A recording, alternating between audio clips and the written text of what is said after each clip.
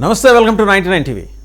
విపత్తులు, ప్రకృతి విపత్తులు ఎట్లా సంభవిస్తాయి, ఎప్పుడు సంభవిస్తాయి, ఏ మూల నుంచి సంభవిస్తాయి అండ్ ఏ రూపంలో వస్తాయి, ఎలా అటాక్ చేయబోతాయి, దీని మీద ఎప్పటికప్పుడు రీసెర్చ్ జరుగుతూనే ఉంటుంది. బట్ ప్యారలల్గా ఏంటంటే ప్రకృతిదే పైచేయి అవుతూ ఉంటుంది ఎప్పుడు కూడా.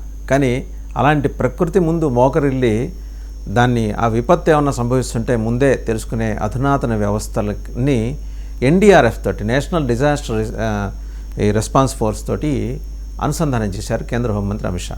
ఎందుకంటే దీనికోసం డ్రోన్స్, శాటిలైట్ మానిటరింగ్ ద్వారా ఎలా గమనించాలి రియల్ టైంలో, దాన్ని ఒకవేళ విపత్తు సంభవిస్తోంది ఇంత దూరంలో ఉందనగానే విపత్తు ప్రభావిత ప్రాంతాల్లో ఉన్న ప్రజల్ని సురక్షిత ప్రాంతాలకు ఎలా తరలించాలి, దీనికి సంబంధించిన డివైజులు కూడా రూపొందించారు.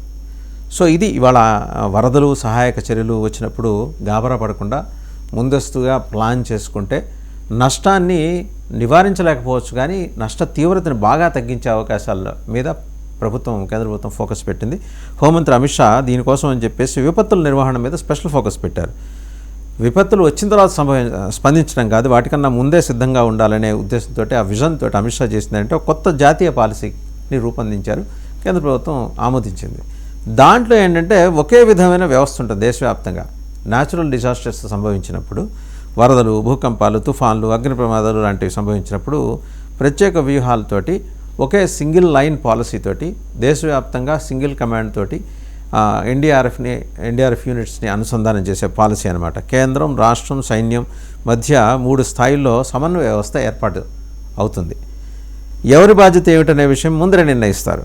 ఎన్డీఆర్ఎఫ్ని మరింత బలోపేతం చేసిన కేంద్ర హోంమంత్రి అమిత్ షా ఆయన మాటల్లో చెప్పాలంటే కొత్త ఎన్డీఆర్ఎఫ్ బెటాలియన్స్ ఏర్పాటు చేయటం, కొత్తగా వాటిలో సిబ్బందికి ప్రత్యేకంగా శిక్షణ ఇవ్వటం, ఎన్డీఆర్ఎఫ్కు ఆధునిక పరికరాలు, రక్షణ సామాగ్రి అందించడం.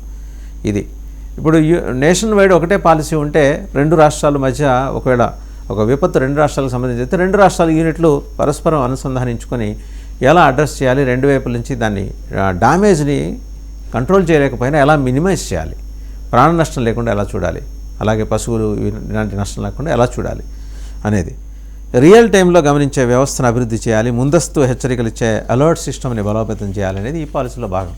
పాలసీ ప్రకారమే అంతా సవ్యంగా జరుగుతోంది కూడా. ప్రాణ నష్టం జరగకూడదు ఒకవేళ ఇలాంటి విపత్తులు సంభవిస్తే.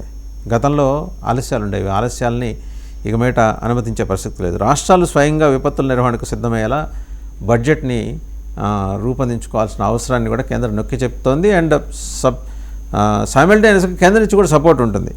ఇది ప్రివెన్షన్ అనే ఆలోచనని, విపత్తుల్ని మనం ఆపలేకపోవచ్చు, కానీ ఎంతో కొంత మేరకు దాని తీవ్రతని అది వస్తున్నట్టు పసిగట్టి ముందే దాని నుంచి అది ఒక డైరెక్షన్లో వస్తే జాగ్రత్తగా డైరెక్షన్ నుంచి ప్రజల్ని, పశువుల్ని సురక్షిత ప్రాంతాలకి తరలించి ఆస్తుల నష్టాన్ని మినిమైజ్ చేసే ప్రయత్నం కూడా చేయొచ్చు. దీనికోసం దేశ భద్రత అంటే కేవలం సరిహద్దుల రక్షణే కాదు, ప్రజల ప్రాణాల రక్షణ అనే ఈ విధానం ద్వారా చెప్పాలనేదే కేంద్ర ప్రభుత్వ నిర్ణయం. అది అమిత్ షా చెప్పి చూపించారు.